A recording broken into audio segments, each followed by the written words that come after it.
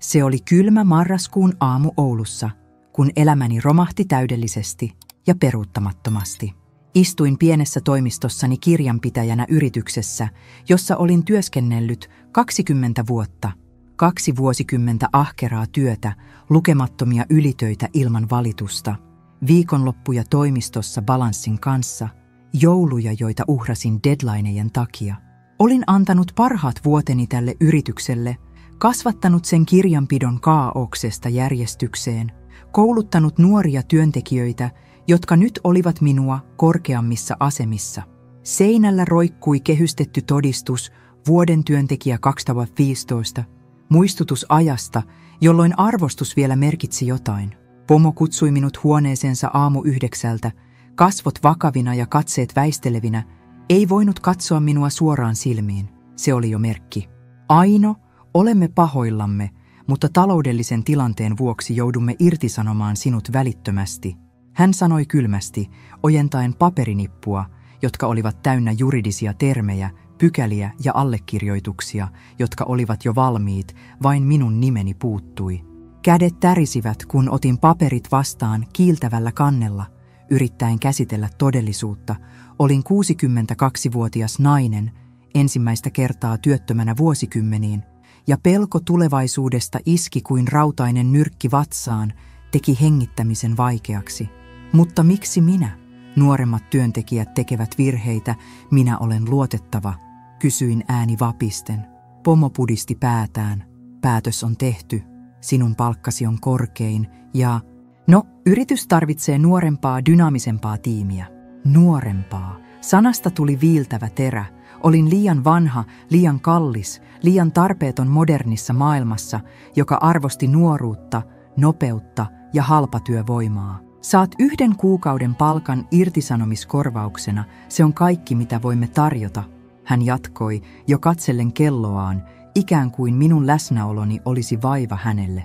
Kävelin ulos rakennuksesta viimeistä kertaa, kantaen pahvilaatikkoa, joka sisälsi 20 vuoden muistot, kuvia lapsenlapsista, kahvimukini, jossa luki paras mummu, pari kasvia, joita olin kastellut päivittäin. Ulkona kylmä marraskuun tuuli piiskasi kasvojani kuin ruoska ja kyyneleet valuivat sekoittuen räntäsateeseen, joka alkoi sataa ankarasti. Kadut olivat täynnä ihmisiä kiirehtimässä töihin, elämiin, jotka jatkuivat, kun minun oli pysähtynyt. Bussipysäkillä soitin poikalleni Matille välittömästi tärisevällä kädellä, ääni murtuen. Matti, minut irtisanottiin. Menetin työni. Mitä nyt teen? En tiedä, miten selviän. Hän kuulosti kiireiseltä. Taustalla kuului toimiston meteliä, puheluita, naurua, normaalia elämää. Äiti, en voi puhua nyt. Olen palaverissa asiakkaan kanssa. Puhutaan illalla kotona. Puhelu katkesi äkillisesti ja seisoin kadulla yksin pakkasen puremassa kasvojani, tuntien itseni näkymättömäksi, arvottomaksi, hylätyksi sekä työnantajan että oman poikani toimesta. Bussimatka kotiin kesti ikuisuuden. Istuin takapenkillä, tuijotin ikkunasta ulos katuja, rakennuksia, puita, joita olin kulkenut vuosia samaa reittiä, mutta nyt ne tuntuivat vierailta, kuin en enää kuuluisi tähän kaupunkiin, tähän maailmaan. Nuori pari istui edessäni nauramassa, suunnittelemassa illallista, ja ajattelin, oliko minunkin elämäni kerran noin yksinkertaista. Kun pääsin pieneen vuokra-asuntooni kaupungin reunalla, kolmioon, jossa olin asunut Karin kuoleman jälkeen, istuin sohvalle pahvilaatikko sylissäni ja itkin ensimmäistä kertaa vuosiin, ei vain työpaikan menetyksen takia, vaan koska tunsin itseni täysin arvottomaksi, vanhentuneeksi, tarpeettomaksi yhteiskunnassa, joka arvostaa vain nuoruutta, tuottavuutta ja tehokkuutta. Katseeni osui valokuvaan seinällä. Minä, Kari ja pieni Matti rannalla, hymyilevänä, onnellisina. Se tuntui toiselta elämältä, toiselta maailmalta. Ennen kuin jatkan tuskallista tarinaani, mä haluan kiittää teitä syvästi, että olette täällä kuuntelemassa minua. Tämä on vaikea jakaa, sillä häpeä ja kipu ovat edelleen tuoreita, mutta ehkä se auttaa jotakuta teistä, joka käy läpi samankaltaista. Jos haluatte ja tunnette olonne mukavaksi, kertokaa kommenteissa, mistä kuuntelette tätä ja paljonko kello on juuri nyt. Se lohduttaa minua tietää, etten ole yksin tässä pimeydessä. Nyt kerron, mitä todella tapahtui sen jälkeen ja miten elämäni muuttui tavalla, jota kukaan erityisesti poikani ei odottanut. Nimeni on Aino Niemi.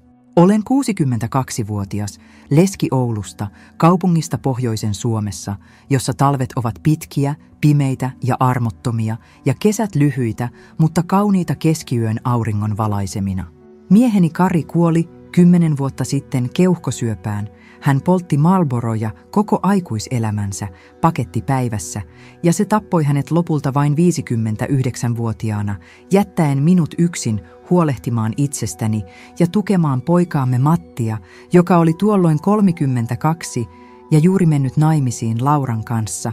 Laura oli ja on edelleen kaunis, mutta kylmä nainen, joka työskenteli markkinoinnissa isossa yrityksessä ja puhui aina vain rahasta, statuksesta, menestyksestä ja brändistä. Hän käytti kalliita vaatteita, ajoi uudella Audilla ja katsoi minua kuin olisin köyhä sukulainen, joka häiritsi heidän modernia, menestyvää elämäänsä. Heillä oli 2 lasta, Emma ja Oskari, jotka olivat tuolloin 6 ja 4 vuotta, ja rakastin heitä yli kaiken. He olivat ainoa valonsäde pimeässä elämässäni Karin kuoleman jälkeen. Olin aktiivinen mummo, hoidan lapsia viikoittain, kun Matti ja Laura olivat kiireisinä töissä. Leivoin heille korvapuustia ja kanelipullia, joita he söivät iloisina. Kerroin satuja muumeista ja pikkumyystä ennen nukkumaan menoa. Leikimme puistossa kesällä ja rakensimme lumiukkoja talvella. Mutta Laura ei koskaan pitänyt minusta alusta asti. Muistan yhden illan, kun kuulin hänen sanovan Matille keittiössä: "Äitisi on vanhanaikainen, häiritsee meidän modernia elämää jatkuvilla vierailuillaan. Meidän täytyy asettaa rajoja." Se satutti syvältä, mutta nielenin ylpeyden ja jatkoin auttamista, koska rakastin lapsenlapsia enemmän kuin pelkäsin Lauran vihamielisyyttä. Työni kirjanpitäjänä oli ollut elämäni vakaa ankkuri Karin kuoleman jälkeen, ainoa asia, joka piti minut pystyssä pimeimpinä hetkinä. Se antoi minulle tarkoituksen aamulla herätä, rutiinut, jotka lohduttivat, kollegat, joiden kanssa juttelin kahvitauoilla, ja tietysti palkan ei suuri, mutta tarpeeksi vuokraan kolmiossa, ruokaan, bussikorttin ja pieniin luksuksiin, kuten kirjoihin Topeliuksesta ja Sinuhesta, kahviin ystävien kanssa kerran viikossa ravintolassa. Mutta nyt se kaikki oli poissa yhdessä hetkessä, ja tunsin maailman kaatuvan päälleni kuin betoninen seinä. Illalla Matti soitti vihdoin takaisin kello 8. "Äiti, kuulin uutiset työstä. Se on ikävää, todella, mutta et voi jäädä suremaan. Sinun täytyy etsiä uutta työtä heti huomenna, laittaa CV kuntoon, hakea kaikkialle." Hänen äänensä oli käytännöllinen, kylmän looginen, ei myötätuntoinen, kuin puhuisi liikekumppanille eikä äidilleen, joka tarvitsi lohdutusta. "Matti, olen 62 vuotta vanha. Kukaan ei palkkaa minua enää tässä iässä. Olen liian kallis, liian vanha, liian hidas heidän mielestään", vastasin toivottomasti. "No, silloin sinun täytyy sopeutua todellisuuteen, äiti. Elä säästöjesi turvin, pienennä kuluja, muuta halvempaan asuntoon." Säästöt?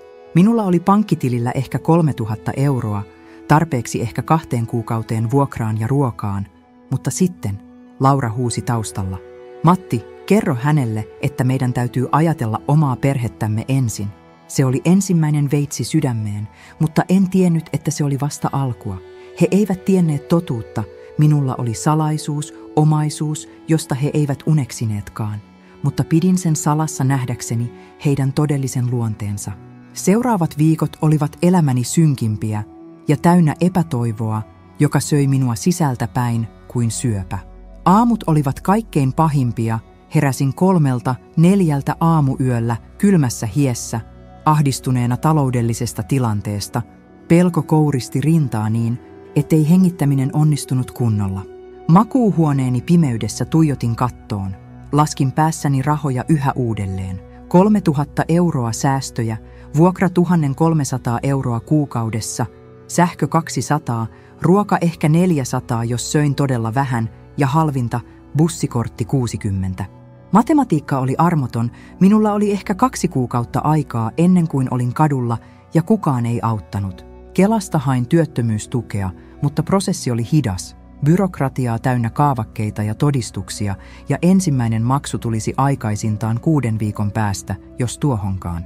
Soitin Kelaan päivittäin, jouduin jonottamaan puhelimessa tuntitolkulla kuunnellen ärsyttävää musiikkia vain saadakseni kuulla: hakemus on käsittelyssä, odottakaa kärsivällisesti. Kärsivällisyys oli käynyt vähiin, kun vuokranantaja alkoi lähettää uhkaavia viestejä. Vuokra on myöhässä. Jos ei makseta viikossa, aloitamme häätöprosessin. Luin viestin, kädet tärisevät, ja panikki valtasi minut kokonaan. Yritin löytää työtä epätoivoisesti. Lähetin hakemuksia kaikkialle, kauppoihin, toimistoihin, jopa siivoojiksi ja tiskareiksi ravintoloihin, paikkoihin, joihin ei normaalisti olisi harkittukaan hakemista. Tein hakemuksista nöyriä, mainitsin kokemukseni kirjanpidosta, halukkuuteni oppia uutta, joustavuuteni työajoissa. Mutta vastaukset olivat aina samat, jos niitä edes tuli. Kiitos hakemuksesta, mutta valitsimme muun hakijan. Kerran sain puhelun marketista. Rouva Niemi, tulisitte haastatteluun. Olin innoissani, puin parhaan pukuni ja menin paikalle toiveikkaana. Haastattelu kesti vain 10 minuuttia. Nuori esimies, ehkä 30-vuotias, katsoi minua ylhäältä alas ja kysyi: oletteko varma, että jaksatte nostaa raskaita laatikoita? Työ on fyysisesti raskasta.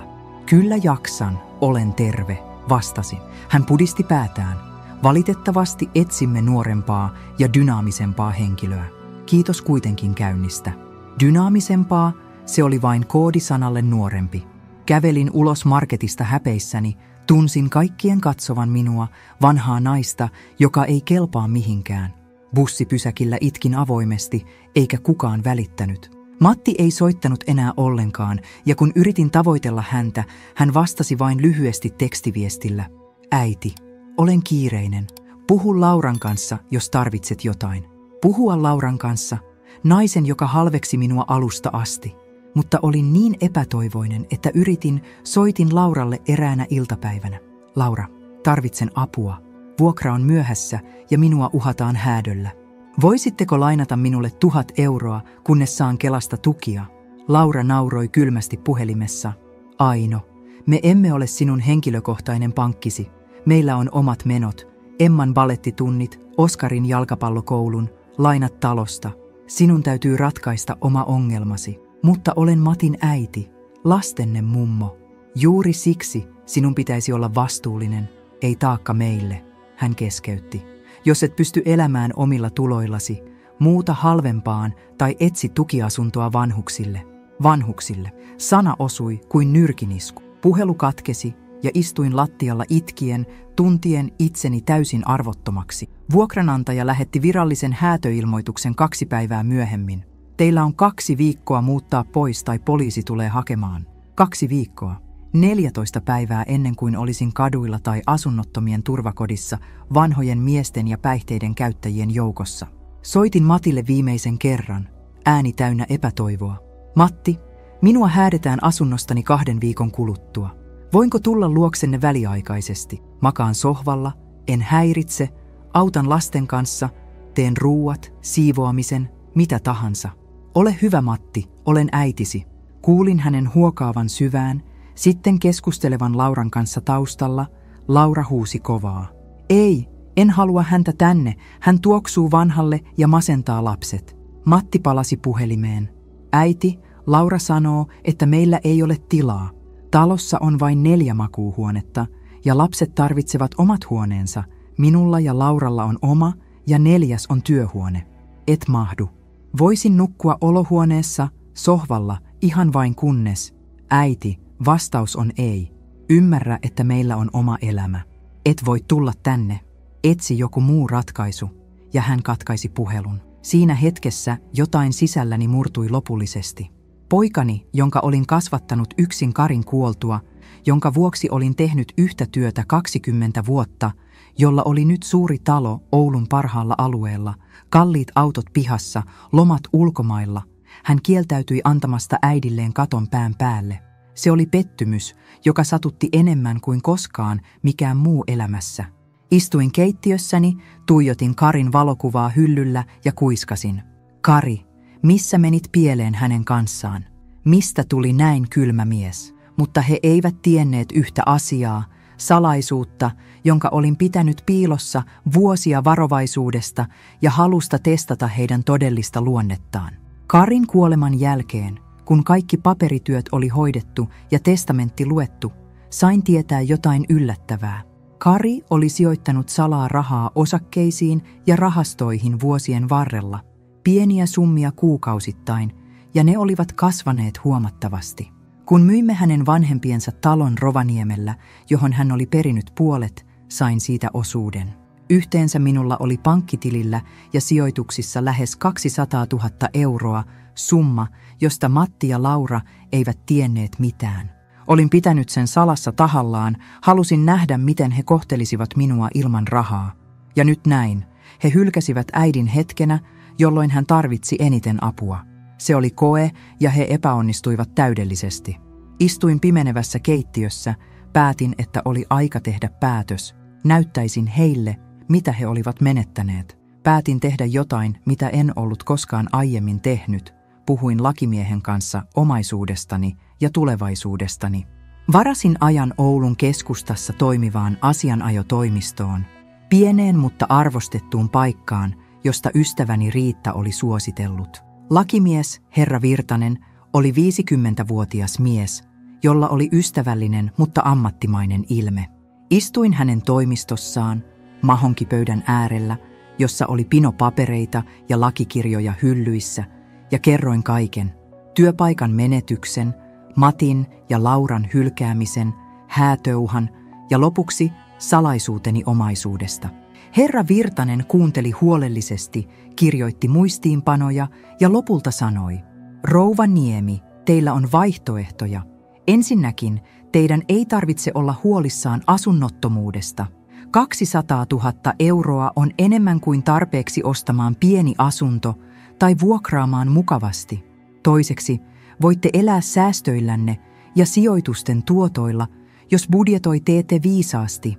Ja kolmanneksi, hän pysähtyi, katsoi minua suoraan silmiin, voitte opettaa poikanne ja miniänne arvokkaasta opetuksesta. Mitä tarkoitatte? Kysyin. Te olette nähnyt heidän todellisen luonteensa. He hylkäsivät teidät hetkenä, jolloin tarvitsitte apua. Se kertoo heidän arvoistaan. Nyt teillä on valta näyttää, että ette tarvitse heitä, ja ehkä, vain ehkä, se herättää heidät näkemään virheensä. Hänen sanansa olivat kuin valaistus. Olin vuosien ajan pitänyt Mattia parhimpana asiana elämässäni, mutta todellisuus oli, että hän oli kasvanut itsekkääksi mieheksi Lauran vaikutuksen alla, joka arvosti vain rahaa ja statusta. Mitä suosittelette? Kysyin. Ensinnäkin, ostakaa tai vuokratkaa uusi asunto itsellenne, parempi kuin nykyinen. Älkää kerroke Matille mistään.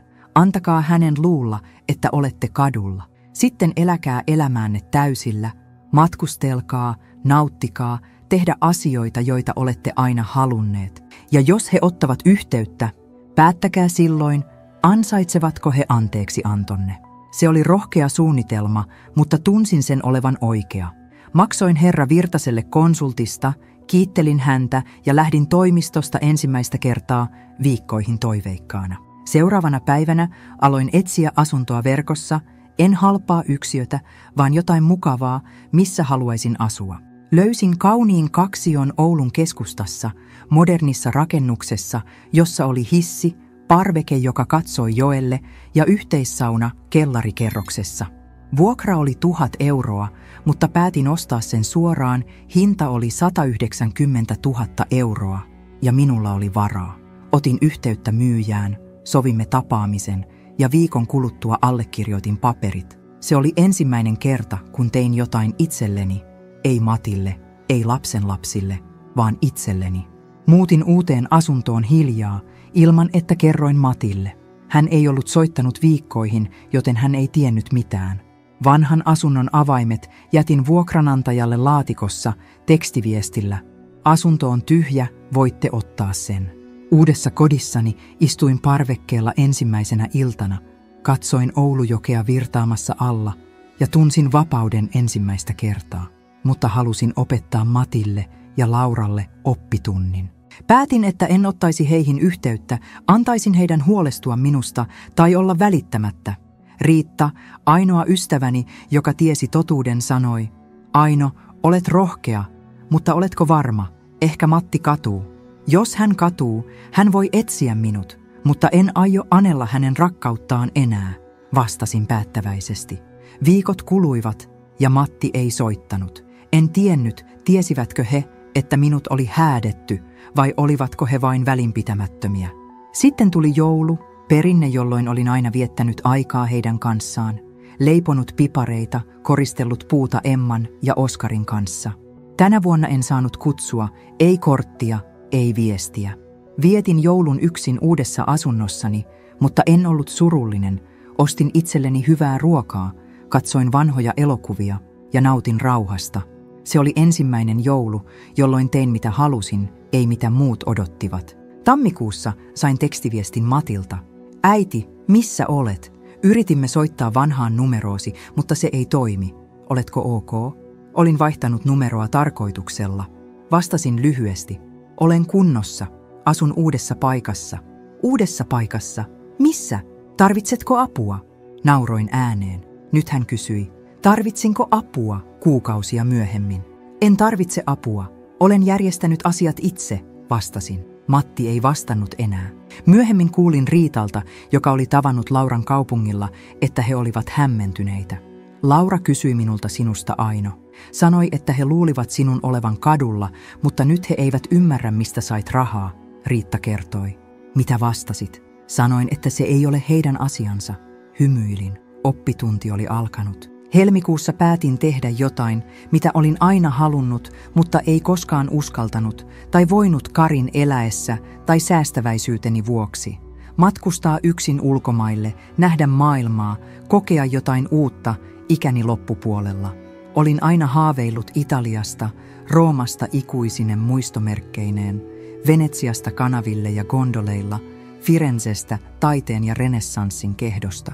Karin kanssa emme koskaan matkustaneet kauemmaksi kuin Tukholmaan bussilla, hän pelkäsi lentämistä ja lisäksi rahaa oli aina vähän, jokainen sentti meni Matin koulutukseen ja talouden pyörittämiseen. Nyt minulla oli molemmat, rahaa ja vapautta, ei kenenkään lupaa tarvita, ei kenenkään hyväksyntää. Varasin viikon matkan Roomaan helmikuun lopulle yhden hengen huoneen viehättävässä hotellissa lähellä Treven suihkulähdettä, keskustassa, jossa historia hengitti jokaisella kulmalla. Kun ilmoitin Riitalle, hän oli innoissaan. Aino, tämä on upeaa, lähetä kuvia joka päivä, mutta en kertonut Matille mitään. Halusin nähdä, huomaako hän edes äitinsä poissaolon. Lento oli jännittävä, en ollut koskaan lentänyt yksin ja kone tuntui valtavalta. Mutta kun me nousimme pilvien yläpuolelle ja näin auringon paistavan kirkkaana, tunsin vapautumisen tunteen, jota en voinut kuvailla sanoin. Rooma oli ihana, vaikka helmikuu oli kylmä ja sateinen. Kävelin Kolosseumin raunioissa kuvitellen gladiaattorit taistelemassa areenalla. Näin Forum Romanumia ja Pantheonin, heitin kolikon Trevi-suihkulähteeseen toivoen paluuta.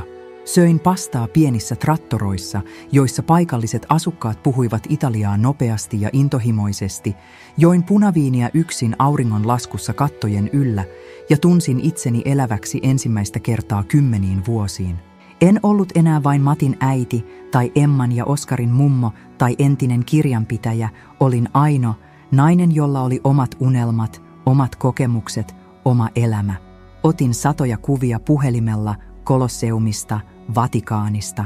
Sixtuksen kappelissa katsellen Michelangelon maalausta pienistä kaduista, joilla olin eksynyt, espressokuppeja baareissa. Lähetin muutaman Riitalle, joka vastasi. Olet säteilevä näissä kuvissa. Tämä on juuri mitä tarvitsit, rakas ystävä. Mutta en lähettänyt yhtään kuvaa Matille, halusin nähdä kauanko kestäisi ennen kuin hän oikeasti välittäisi tarpeeksi kysyäkseen kuulumisia. Kun palasin Ouluun viikon jälkeen, lunta satoi raskaasti ja kaupunki oli harmaa verrattuna Rooman lämpöön ja väreihin, mutta tunsin itseni uudistuneena sisältäpäin, kuin jotain vanhaa ja kuollutta olisi kadonnut ja tilalle kasvanut jotain uutta ja elävää.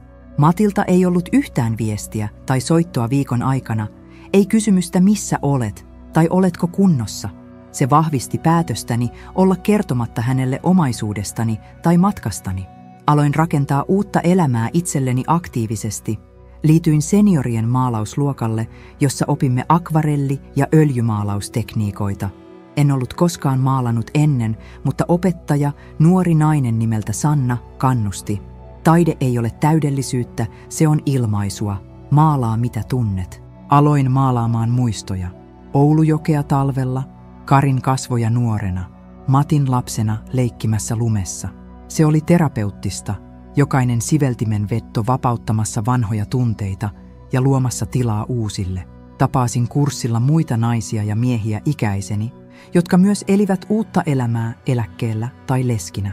Yksi heistä, Kalevi, 69-vuotias leski, oli menettänyt vaimonsa syöpään 2 vuotta sitten ja opetteli elämään uudelleen.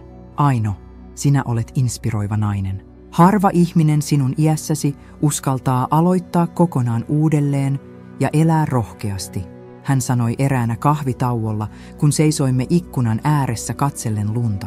Minulla ei ollut valintaa, Kalevi, mutta se opetti minulle jotain arvokasta, että olen paljon vahvempi kuin koskaan luulin, vastasin.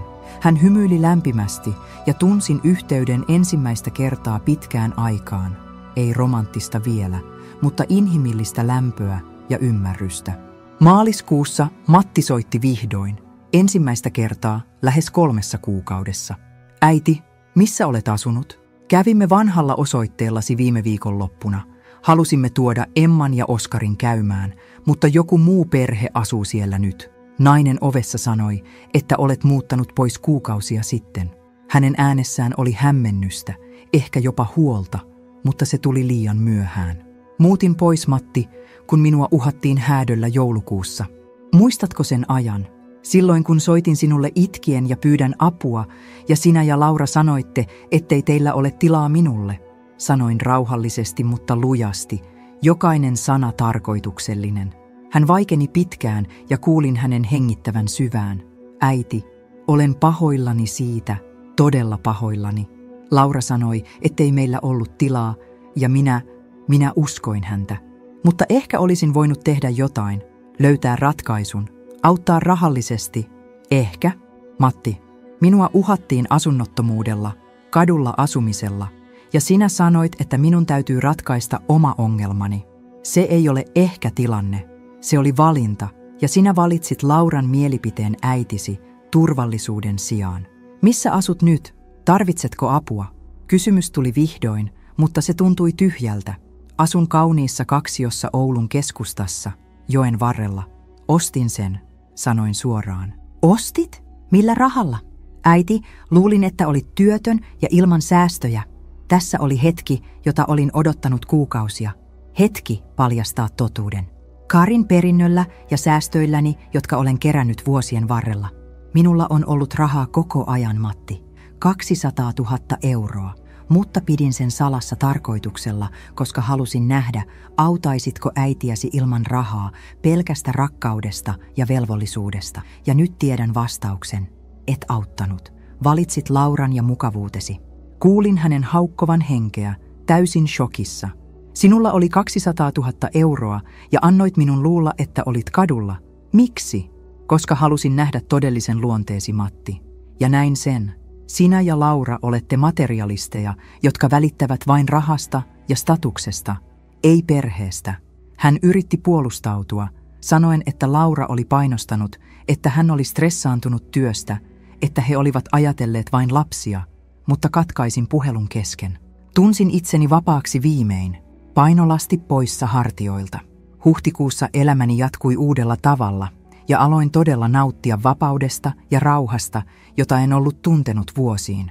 Kävin maalausluokilla 2 viikossa, ja Kalevi ja minä aloimme viettää aikaa myös niiden ulkopuolella. Menimme kävelylle järven jäällä ennen kuin se suli. Kävimme museossa katsomassa suomalaisen taiteen näyttelyä, ja kerran menimme konserttiin kuuntelemaan klassista musiikkia, Sibeliuksen sinfoniaa, joka sai kyyneleet silmiini kauneudellaan. Kalevi oli erilainen kuin Kari, rauhallisempi, hiljaisempi, mutta syvällinen ja ajatteleva. Hän ei koskaan kysynyt rahoistani tai menneisyydestäni aggressiivisesti, vaan antoi minun kertoa oman tahtini mukaan. Eräänä iltana, kun istuimme hänen asunnossaan juomassa teetä ja katsellen kaupungin valoja ikkunasta, hän sanoi varovasti: "Aino, olet tehnyt minuun suuren vaikutuksen näinä kuukausina. Olet vahva, itsenäinen, mutta myös lämmin ja huumorin tajuinen. Haluaisinko ehkä... No, voisimmeko me olla enemmän kuin vain ystäviä?" Sydämeni hakkasi nopeasti ja tunsin sekavuutta. En ollut ajatellut romantiikkaa Karin kuoleman jälkeen.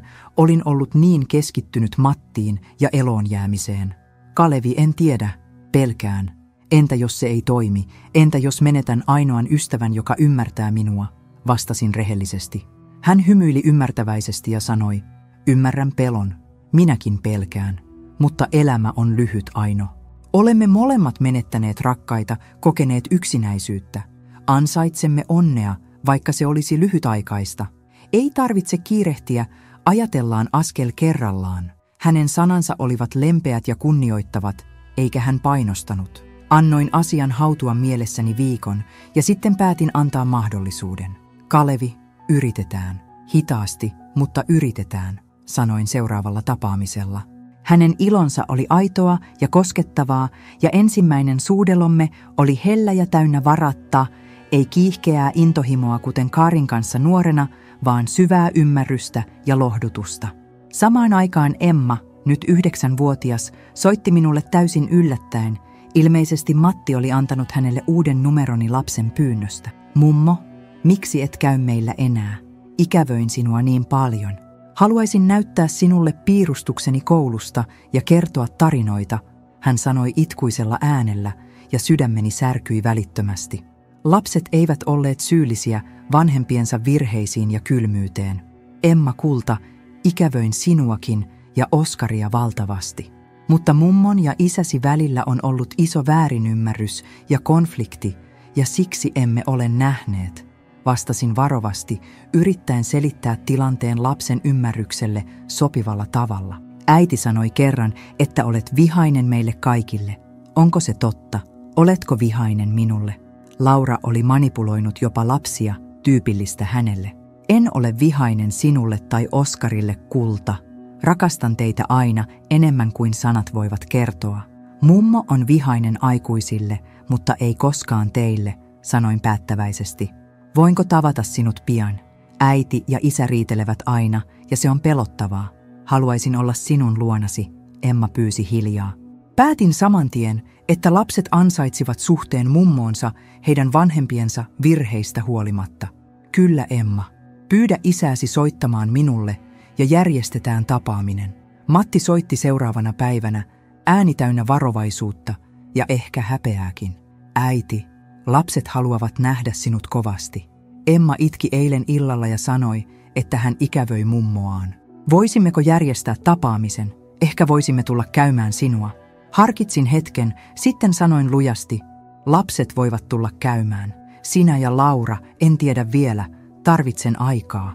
Matti oli hiljaa, sitten sanoi: "Ymmärrän täysin. Laura ja minä meillä on ongelmia avioliitossa juuri nyt. Hän ei halua tulla joka tapauksessa, mutta tuon lapset sunnuntaina, jos se sopii." "Sopii hyvin. Kello 2, vastasin. Sunnuntaina Emma ja Oskari tulivat bussilla keskustaan ja Matti vain seurasi heidät ovelleni. Ei tullut sisään, näytti kiusaantuneelta ja häpeissään. Lapset olivat täynnä ihmetystä uudesta asunnostani. "Mummu, tämä on niin kaunis. Sinulla on iso televisio ja parveke, joka näkee joelle. Voinko katsoa ulos?" huusi Oskari juosten parvekkeelle. Leivoin heille heidän suosikkipulliaan, korvapuustia ja kanelipullia, ja kattoi pöydän kauniisti lautasilla ja mehulla. Pelasimme lautapelejä, lukimme kirjoja, ja he kertoivat koulusta innostuneesti, Emman uudesta parhaasta ystävästä, Oskarin jalkapalloharrastuksesta. Oli kuin mitään pahaa ei olisi koskaan tapahtunut. Lapset olivat samat rakastavat ja iloiset. Mutta kun he lähtivät iltapäivällä, Emma halasi minua tiukasti ja kuiskasi: "Mummo, älä unohda meitä koskaan. Lupaa?" "Lupaan, kulta. En koskaan unohda", vastasin kyyneleet silmissä. Se tapaaminen oli käännekohta. Päätin, että riippumatta siitä, mitä Matti ja Laura tekivät, pidän yhteyttä lapsenlapsiin. He olivat viattomia tässä sotkussa. Kesäkuussa aloin viettää yhä enemmän aikaa Kalevin kanssa ja suhteemme syveni kauniisti ja luonnollisesti ilman kiirettä tai painostusta. Menimme pitkille kävelyille Oulujoen rannalla, kun kesä saapui täydessä loistossaan ja aurinko paistoi keskiyöhön asti valaisemalla taivaan oranssin ja kullan väriseksi. Kävimme kaupungin taidemuseossa katsomassa suomalaisen taiteen näyttelyä, jossa oli töitä Galleen Kallelalta ja Edelfeltä, ja kerran menimme konserttiin kuuntelemaan Sibeliuksen sinfoniaa numero 2, joka sai kyyneleet silmiini sen kauneudella ja voimalla. Kalevi piti kättäni koko konsertin ajan ja tunsin yhteyttä, jota en ollut kokenut Karin kuoleman jälkeen. Hän oli erilainen kuin Kari, rauhallisempi, hiljaisempi luonteeltaan, mutta syvällinen ajattelija ja filosofinen tavalla, joka kiehtoi minua. Hän ei koskaan kysynyt rahoistani tai menneisyydestäni aggressiivisesti tai uteliaisuudesta, vaan antoi minun kertoa asioita omalla tahdillani ja omilla ehdoillani. Heinäkuussa vuokrasimme mökin viikoksi Kuusamossa, Oulanganjoen varrelta, jossa oli sauna rannassa ja puulämmityskiuas, ja vietimme päivät kalastamassa ahvenia ja haukia, paistamassa niitä nuotiolla voissa ja sipulilla ja katsellen revontulia öisin, kun ne tanssivat taivaalla vihreänä ja violettina. Aino, haluan sanoa jotain tärkeää, Kalevi sanoi eräänä iltana, kun istuimme mökin laiturilla jalat vedessä ja aurinko laski hitaasti horisonttiin. Olet tehnyt elämääni niin paljon rikkaammaksi ja merkityksellisemmäksi. En ajatellut rakastavani uudelleen vaimoni Irjan kuoleman jälkeen. Ajattelin, että se luku oli suljettu ikuisesti. Mutta sinä, Aino, olet muuttanut kaiken. Rakastan sinua. Sydämeni täyttyi lämmöllä ja kyyneleet valuivat poskilleni, mutta ne olivat onnellisia kyyneleitä. Rakastan sinuakin, Kalevi. Et ole Kari, etkä yritä olla hänen kaltainen, ja juuri se tekee sinusta niin erityisen minulle. Olet oma itsesi, aito ja läsnä, vastasin. Suutelimme järven rannalla, vesi liplattamassa jalkojemme alla, ja tunsin olevani nuori taas, täynnä toivoa ja mahdollisuuksia. Kun palasimme Ouluun viikon päästä, Matti oli pyytänyt tavata minut ja Kalevin yhdessä. Hän halusi tutustua mieheen, joka teki hänen äitinsä onnelliseksi. Tapasimme kahvilassa keskustassa, ja Matti oli aluksi varovainen, mutta Kalevi oli luonnollinen ja ystävällinen, puhui työstään entisenä opettajana, intohimostaan kirjallisuuteen ja historiaan. Äitisi on upea nainen, Matti. Olet onnekas, että sinulla on sellainen äiti, Kalevi sanoi. Matti nyökkäsi, silmissään jotain, mikä näytti katumukselta. Tiedän sen nyt, vaikka opin sen liian myöhään, mutta olen iloinen, että äiti on löytänyt sinut. Hän ansaitsee onnea enemmän kuin kukaan. Se hetki oli merkittävä. Ensimmäistä kertaa Matti tunnusti julkisesti virheensä ja tuki minun valintojani ilman varauksia.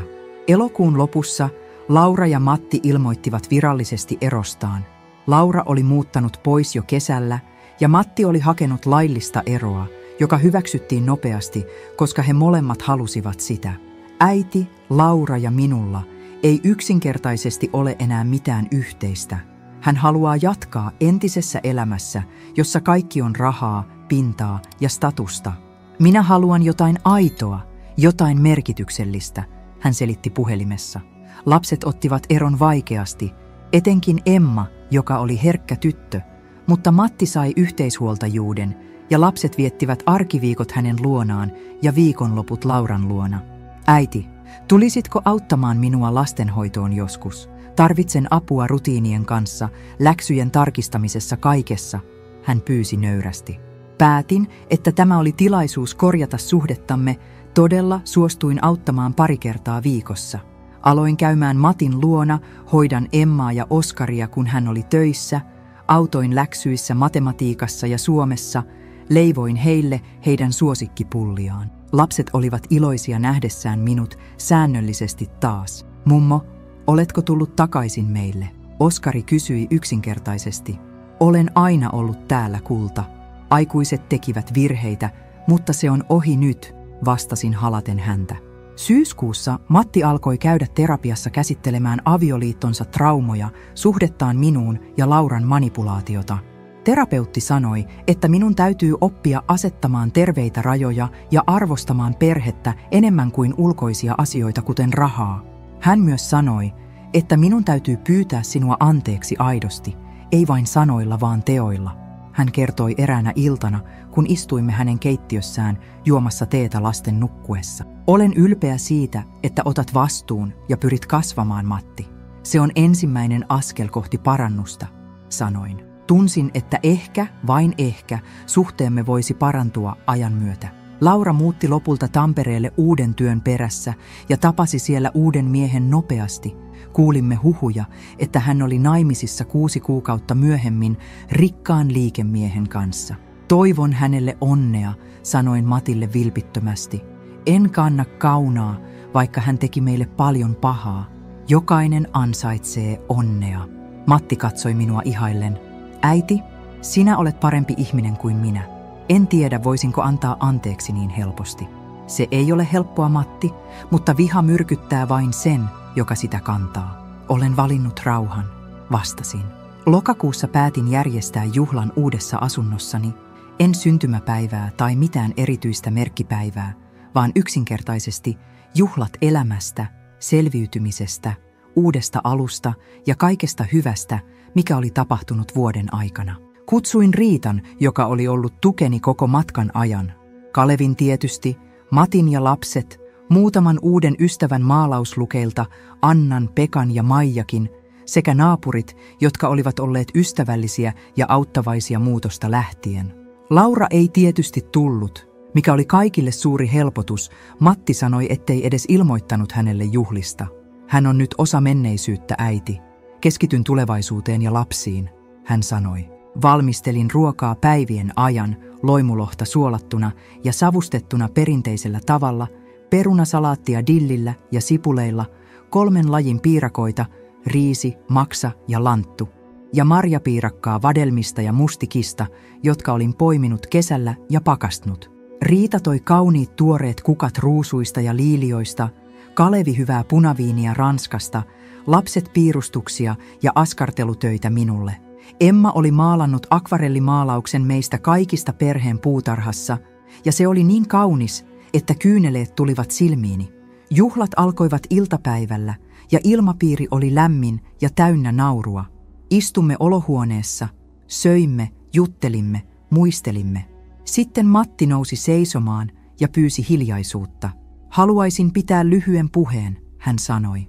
Kaikki hiljenivät ja katsoivat häntä. Äidilleni, Ainolle, joka on opettanut minulle elämän tärkeimmän läksyn, mitä vahvuus todella tarkoittaa. En ymmärtänyt sitä vuosi sitten, olin täysin sokea ja tyhmä, itsekäs ja välinpitämätön. Mutta nyt näen selvästi. Äiti, olet todellinen sankari. Olet selvinnyt menetyksistä, hylkäämisestä, taloudellisesta kriisistä ja rakentanut uuden, kauniin elämän. Olen syvästi pahoillani siitä, että opin tämän opetuksen liian myöhään, että tein sinulle niin paljon pahaa. Mutta lupaan olla parempi mies tästä eteenpäin, parempi isä lapsilleni ja ennen kaikkea parempi poika sinulle. Kiitos, että annoit minulle toisen mahdollisuuden. Kyyneleet valuivat poskilleni, kun kuuntelin, ja vieraat taputtivat lämpimästi. Kalevin piti minua kädestä, ja lapset tulivat halaamaan minua. Rakastan sinua, Matti. Ja olen ylpeä siitä, että olet kasvamassa ja oppimassa, sanoin äänellä, joka vavisi tunteista. Juhlat jatkuivat iltaan, soitimme musiikkia vanhalta levysoittimelta, Tapio Rautavaaran lauluja, Olavi Virran klassikoita ja tanssimme jopa olohuoneessa. Emma ja Oskari nauroivat nähdessään mummonsa ja Kalevin tanssivan, ja sekin oli kaunista, elämä ilman häpeää, vain puhdasta iloa. Kun kaikki olivat lähteneet yön tultua, Kalevi ja minä istumme parvekkeella viimeisten vieraiden lähdettyä, katsellen kaupungin valoja. Aino, olet rakentanut jotain todella kaunista täällä, ei vain tätä kotia, vaan yhteisön perheen merkityksen, hän sanoi. Olemme rakentaneet yhdessä, korjasin hymyillen ja suutelemalla häntä hellästi. Marraskuussa päätin tehdä jotain, mikä teki minut onnellisemmaksi kuin olisin voinut kuvitella. Lahjoitin merkittävän osan rahoistani, 30 000 euroa, hyvän tekeväisyyteen perustamalla pienen rahaston nimellä Karin muistorahasto hänen kunniakseen. Rahaston tarkoitus oli auttaa työttömiä vanhempia naisia, jotka olivat samassa tilanteessa kuin minä olin ollut vuosi sitten, pelosta, epätoivosta, tuntematta itseään arvottomiksi. Rahasto tarjosi taloudellista apua vuokraan ja ruokaan, mutta myös koulutusta uudelleen kouluttautumiseen, työhönvalmennusta CV-pisten kirjoittamiseen ja haastatteluihin sekä psykologista tukea. Ensimmäisen vuoden aikana autoimme 10 naista löytämään koulutusta, 1 opiskeli sairaanhoitajaksi, toinen IT-alalle, 3 perusti oman pienen ompeluyrityksen. Se täytti sydämeni tarkoituksella ja merkityksellä tavalla, jota pelkkä rahan säästäminen pankkitilillä ei olisi koskaan tehnyt. Yksi naisista, Liisa, 59-vuotias, entinen ravintola-alan työntekijä, joka oli menettänyt työnsä pandemian aikana, kirjoitti minulle liikuttavan kirjeen. Aino, kiitos, että pelastit minut. Olin valmis luovuttamaan, mutta rahastosi antoi minulle toivoa ja käytännön apua. Nyt opiskelen lähihoitajaksi ja minulla on tulevaisuus. Kyyneleet valuivat, kun luin sen. Matti oli erittäin ylpeä, kun kertoin hänelle. Äiti, tämä on uskomattoman upeaa ja jaloa. Käytät rahasi tavalla, joka muuttaa ihmisten elämiä oikeasti. Se on paljon tärkeämpää kuin kalliit autot tai talot. Myös Emma ja Oskari oppivat tärkeän läksyn jakamisesta ja empatiasta. He tulivat mukaan jakamaan lahjoituksia ja tapaamaan naisia, jotka saivat apua. Mummo auttaa ihmisiä, jotka tarvitsevat apua, aivan kuten supersankarit, Emma sanoi yhdelle naiselle hymyillen. Se oli suurin palkinto nähdä lastenlapseni oppivan arvoja, jotka olivat tärkeitä, ei rahaa, vaan rakkautta ja auttamista. Joulukuussa vietimme ensimmäistä kertaa joulua yhdessä uutena, laajentuneena ja parantunteena perheenä, minä, Kalevi, Matti, Emma, Oskari ja Riita, joka oli ollut kuin sisar minulle läpi kaikkien vaikeiden aikojen. Päätimme viettää joulun minun asunnossani keskustassa, koska se oli helposti kaikkien saavutettavissa bussilla ja se oli tarpeeksi tilava meille kaikille. Aloimme valmistelut jo jouluaaton aamuna, leivoimme pipareita yhdessä lasten kanssa. Emma ja Oskari koristivat ne värikkäillä sokerimasseilla, marsipaanilla ja hopearakeilla, ja keittiö tuoksui lämpimältä kanelilta, kardemummalta ja inkivääriltä. Kalevi lauloi vanhoja joululauluja matalalla, rauhallisella äänellään. Joulupuu on rakennettu, tulkoon joulu ja enkeli taivaan, ja me kaikki lauoimme mukana, äänet täyttivät asunnon lämmöllä ja yhteenkuuluvuudella. Se oli ensimmäinen kerta, kun tunsin todella olevani osa suurta, toimivaa perhettä, ilman draamaa tai konflikteja. Iltapäivällä koristeimme joulupuun yhdessä. Lapset ripustivat vanhoja lasikoristeita, jotka olivat olleet Karin äidin omistuksessa, ja me aikuiset varmistimme, että valaisimet toimivat. Emma laittoi tähden latvaan ja sanoi, mummo, tämä on kaunein joulu koskaan. Sydämeni oli täynnä. Joulupäivänä aamulla heräsimme aikaisin ja lapset juoksivat heti joulupuun luo katsomaan lahjoja. Katasimme pöydän kauniisti Karin äidin vanhalla valkoisella pellavaliinalla, jossa oli kirjottuja koristeita reunoilla, ja panimme kynttilöitä kaikkialle, ikkunalaudoille, pöydälle, hyllyille, luoden lämpimän, intiiminkin tunnelman. Söimme perinteisen suomalaisen jouluaterian, joulukinkku, joka oli ollut uunissa yön yli, hitaasti kypsyen, perunalaatikko voilla ja sokerin kanssa, porkkanalaatikko, lanttulaatikko, rosolli juureksista ja omenasta ja sillisalaatti etikalla maustetussa.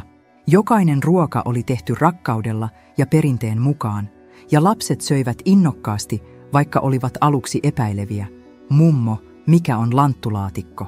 Oskari kysyi nenäänsä rypistäen, mutta maistaessaan sanoi, hei, tämä on hyvää. Illallisen jälkeen lapset avasivat lahjoja joulupuun alla. Emma sai uudet laadukkaat vesivärit, 48 väriä ja ison luonnoskirjan piirtämiseen, Oskari jalkapallon ja uuden pelipaidan suosikkijoukkueestaan HJK:sta numerolla 10, ja molemmat saivat myös kirjoja lukemiseen. Matti oli ostanut minulle kauniin huivin, joka oli käsin tehtynä villasta Lapista, ja hän sanoi hiljaa, kun annoin sen päälleni. Äiti, kiitos, että annoit minulle toisen mahdollisuuden korjata virheeni. Tiedän, etten ansaitse sitä, mutta arvostan sitä enemmän kuin mitään muuta maailmassa. Tämä joulu on ensimmäinen moneen vuoteen, jolloin tunnen todella perheen lämpöä ja merkitystä ilman painetta, materialismia tai valheita. Silmäni kostuivat kyyneleistä ja halasimme pitkään, ja tunsin, että haavat tosiaan alkoivat parantua. Rakastan sinua, Matti. Perhe on juuri tätä anteeksiantoa, kasvua, yhdessä olemista vaikeuksista huolimatta. Olet kasvanut niin paljon ihmisenä tämän vuoden aikana, ja olen aidosti ylpeä sinusta, vastasin. Kalevi antoi minulle lahjaksi vanhan arvokkaan ensimmäisen painoksen Aleksis Kiven 7 veljeksestä vuodelta 1870, jonka hän oli löytänyt antiikkikirjakaupasta, ja se oli niin harkittu, henkilökohtainen ja merkityksellinen lahja, että sydämeni täyttyi rakkaudesta ja kiitollisuudesta. Tämä on meille molemmille, luemme sen ääneen yhdessä talvella pitkien iltojen aikana, luku kerrallaan, hän sanoi hymyillen ja suutelemalla otsaani. Se joulu oli täydellinen monella tapaa, täynnä rakkautta, lämpöä, yhteenkuuluvuutta, merkitystä, ilman Lauran myrkyllistä läsnäoloa, ilman pakkoa ostaa kalliita lahjoja statuksen vuoksi, ilman väkivaltaista materialismia, vain aitoa, syvää, merkityksellistä perhettä. Iltapäivällä kävimme lyhyen kävelläen ulos lumisateessa, lapset tekivät lumiukkoja ja heittivät lumipalloja, ja palatessamme joimme glögiä ja söimme piparkakkuja. Ilta päättyi siihen, että katselimme yhdessä vanhaa suomalaista jouluklassikkoa televisiosta, ja lapset nukahtivat sohvalle pääni ja Kalevin olkapäille. Se rauha, se lämpö, se yhteenkuuluvuus, se oli sitä, mitä olin aina halunnut. Tammikuussa 2025 Kalevi teki ehdotuksen, joka yllätti, mutta tuntui samaan aikaan täysin luonnolliselta ja oikealta, kuin se olisi ollut väistämätön seuraava askel matkassamme yhdessä. Aino, olemme nyt viettäneet melkein vuoden yhdessä, ja se on ollut onnellisin vuosi elämässäni Irjan kuoleman jälkeen. Olemme molemmat olleet yksin liian kauan, kokeneet menetyksiä, yksinäisyyttä ja taistelua selviytymisen kanssa. Mutta yhdessä olemme vahvempia, onnellisempia. Haluaisin ehdottaa, muutetaan yhteen. Emme mene virallisesti naimisiin. Ei tarvitse. Olemme liian vanhoja siihen byrokratiaan ja juridisiin monimutkaisuuksiin. Mutta rakennetaan yhdessä koti, jossa voimme viettää loppuelämämme yhdessä, tukea toisiamme, nauttia joka päivästä.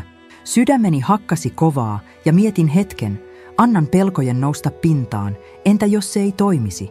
Entä jos menetän jälleen rakkaan ihmisen? Entä jos teen virheen? Mutta sitten muistin kaiken, mitä olin oppinut viimeisen 2 vuoden aikana läpi taistelun, kärsimyksen ja kasvun. Elämä on liian lyhyt pelkoon, ansaitsemme onnea niin kauan kuin meillä on aikaa, ja rakkaus on aina riskin arvoista. Kyllä, Kalevi, muutetaan yhteen. Rakennetaan koti, jossa voimme olla täysin oma itsemme, vastasin hymyillen. Etsimme yhdessä sopivaa paikkaa helmikuussa, emme halunneet asua enää keskustassa liikenteen ja melun keskellä, vaan jotain rauhallisempaa, luonnon läheisyydessä, missä olisi tilaa hengittää ja nauttia elämästä. Löysimme täydellisen pienen talon, Oulun ulkopuolelta Haukiputaalla, noin 25 kilometrin päässä keskustasta, jossa oli iso, kaunis puutarha, täynnä vanhoja omenapuita ja marjapensaita, oma pieni sauna rannassa, pienellä yksityisellä järvellä ja sisällä 3 makuuhuonetta, 1 meille, 1 vierashuone, jossa oli 2 vuoden lapsenlapsille, kun he viettivät yötä, ja 3 pieni huone, jota voisin käyttää ateljeen maalaamiseen.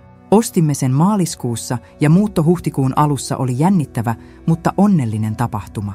Matti ja hänen 3 ystävänsä auttoivat kantamaan kaikkia laatikoita, huonekaluja ja tavaroita, sohvan, sängyt, pöydät, hyllyt, kirjat, astiat, taulut, kaiken.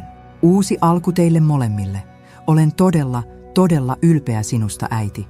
Sinä ja Kalevi ansaitsette tämän onnen ja rauhan enemmän kuin kukaan muu, Matti sanoi hikoillen, mutta hymyillen leveästi. Talo oli meille täydellinen kaikessa yksinkertaisuudessaan ja lämmössään, makuuhuone meille, jossa oli iso ikkuna järvelle, vierashuone lapsenlapsia varten, jossa oli pehmeitä tyynyjä ja vilttejä, ja pieni ateljee minulle maalaamaan ikkunan ääressä, josta näkyi metsä täynnä koivuja ja mäntyjä sekä kirkas järvi. Aloimme rakentaa yhteistä kotiamme rakkaudella, huolella ja kärsivällisyydellä. Kalevi rakensi hyllyjä kirjoille omilla käsillään, minä ompelin uudet verhot ikkunoihin, ja yhdessä maalasimme seinät lämpimän valkoiseksi ja keittiön keltaiseksi. Kevät 2025 tuli nopeasti ja kauniisti. Lumi suli järven jäältä, linnut palasivat ja luonto heräsi henkiin väreineen ja ääneineen. Maaliskuun lopussa ja huhtikuussa aloimme suunnitella puutarhaa yhdessä lasten kanssa, jotka tulivat viikonloppuisin käymään ja viettivät öitä vierashuoneessa. Emma ja Oskari, nyt 11 ja 10 vuotta, olivat innokkaita auttamaan. Istutimme yhdessä kasviksia, tomaatteja, kurkkuja, perunaa, porkkanoita, salaattia, kukkia, auringonkukkia, jotka kasvaisivat yli 2 metrin korkuisiksi, tulppaaneja punaisina ja keltaisina, narkisseja valkoisia ja oransseja, ja 3 uutta omenapuuta, jotka kasvaisivat vuosien varrella ja tuottaisivat hedelmiä tuleville sukupolville. Mummo, kun olen iso aikuinen, tulen syömään näitä omenoita muistaen sinua, Oskari sanoi innoissaan, kädet mullassa. Ja minä tulen maalaamaan niitä tauluihin ja kirjoittamaan tarinoita tästä puutarhasta, Emma lisäsi haaveillen. Sydämeni täyttyi ilosta ja ylpeydestä, lapsenlapset oppivat tärkeitä asioita elämästä, kärsivällisyydestä, kasvusta ja perinteistä. Kesäkuussa 2025 elämäni oli täyttynyt tavalla, jota en olisi voinut kuvitella 2 vuotta aikaisemmin, kun istuin lattialla vanhassa asunnossani itkien, luulen, että elämäni oli kokonaan ohi ja että en olisi enää kenellekään tärkeä. Karin muistorahasto kasvoi voimakkaasti, olimme nyt auttaneet jo 50 naista, ja monet heistä lähettivät minulle kiitoskortteja, kuvia uusista töistään, hymyilevistä kasvoista, lasten piirustuksia kiitokseksi ja tarinoita toivosta, joka oli palannut heidän elämäänsä. Yksi naisista, Marja, 60-vuotias entinen siivooja, joka oli menettänyt työnsä ja itse kunnioituksensa, kirjoitti pitkän kirjeen. Aino, pelastit elämäni kirjaimellisesti ja konkreettisesti.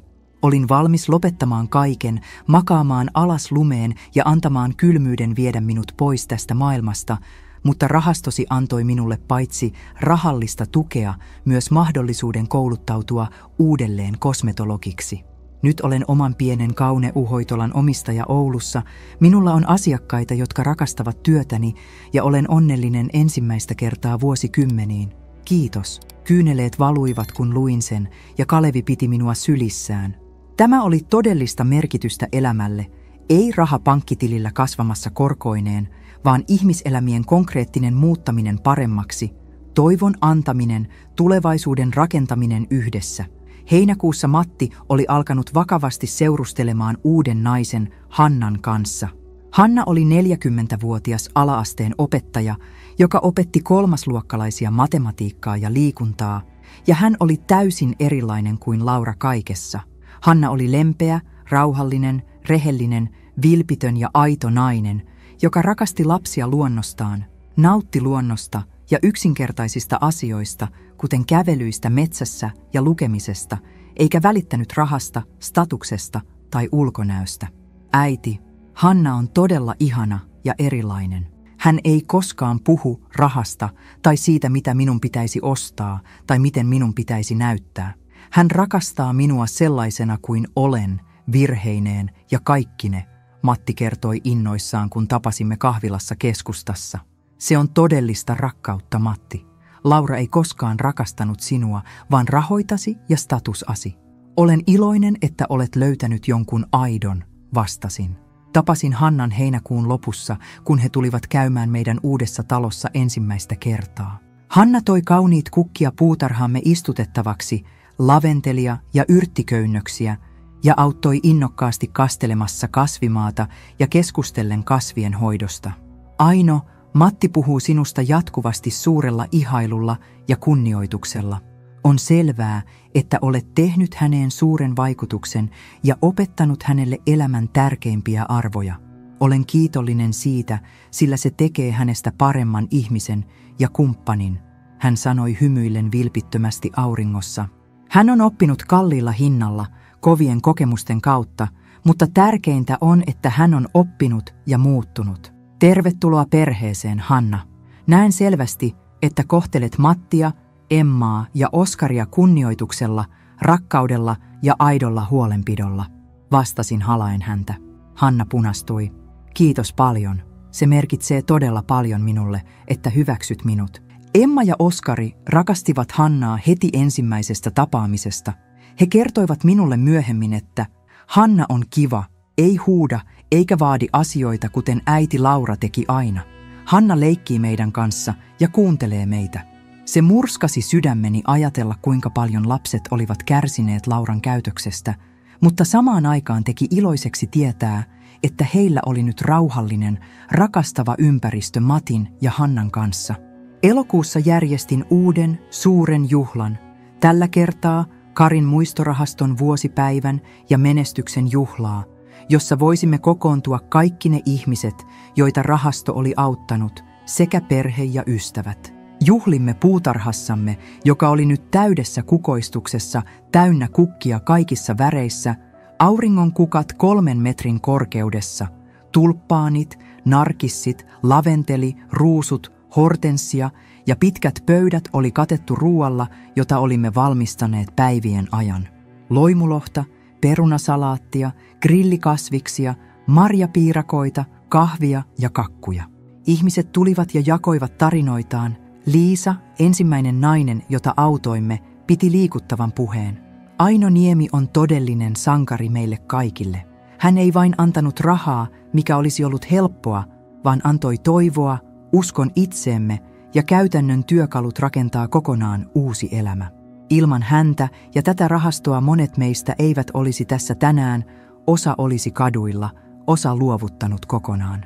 Kiitos Aino, sydämen pohjasta.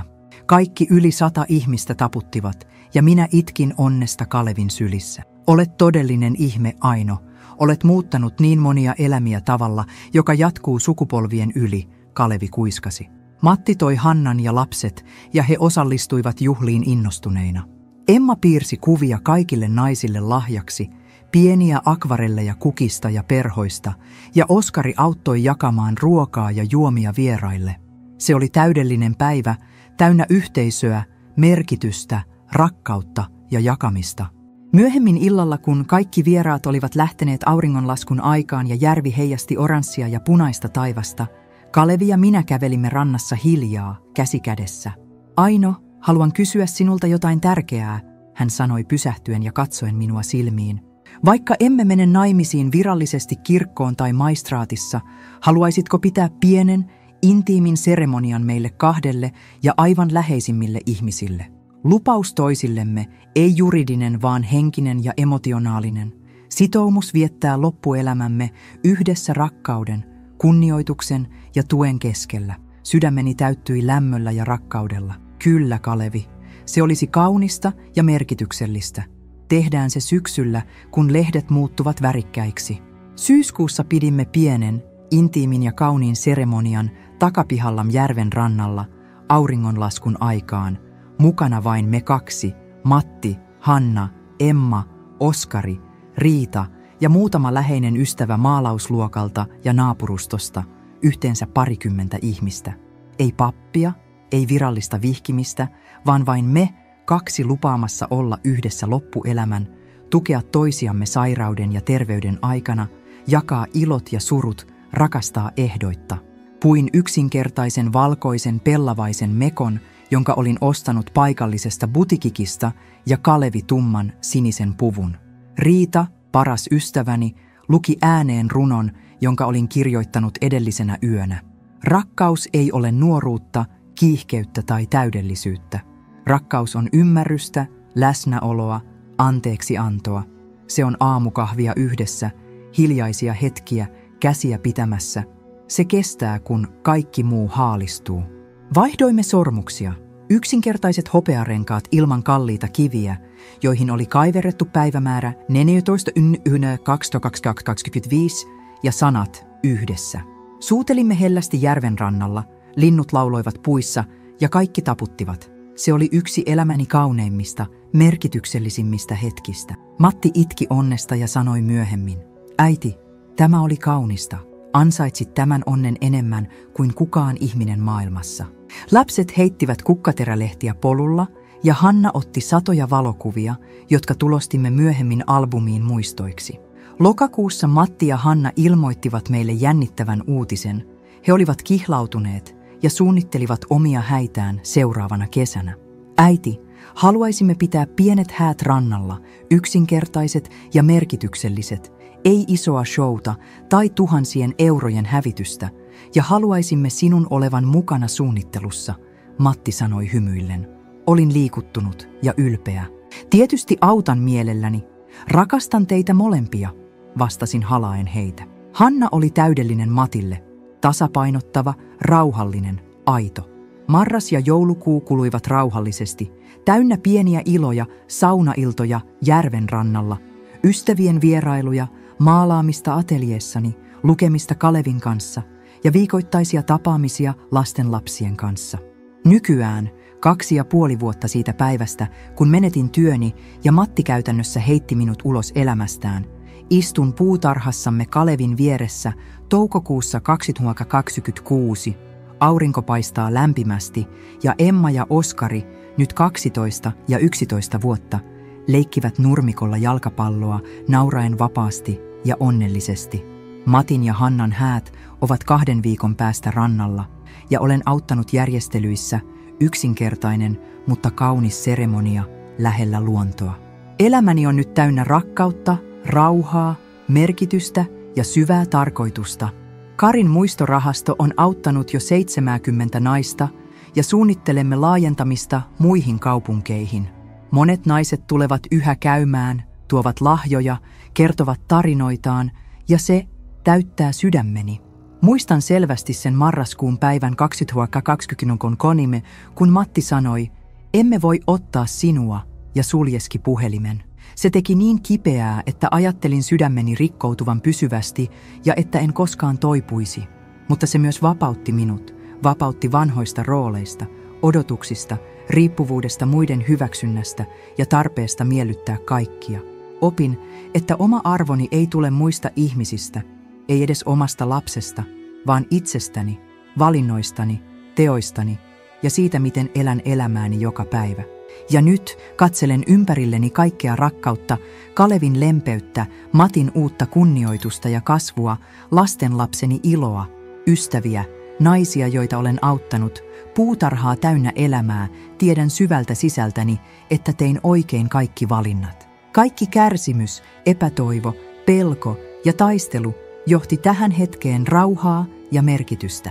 Perhe ei ole pelkkää verta tai velvollisuutta, se on päivittäinen valinta rakastaa ja tukea, anteeksiantoa virheiden jälkeen, kasvua yhdessä, läsnäoloa vaikeuksissa ja iloissa. Kiitos, että kuuntelitte tarinani loppuun asti kärsivällisesti. Jos olette samassa tilanteessa menettäneet työn, kohdanneet hylkäämistä, tunteneet itsenne arvottomiksi, muistakaa, elämä voi alkaa uudelleen missä iässä tahansa. Älkää antako muiden määritellä arvoanne. Olkaa vahvoja, rohkeita ja uskokaa itseenne. Olette arvokkaita, ansaitsette onnea ja rakkautta, älkää koskaan luovuttako.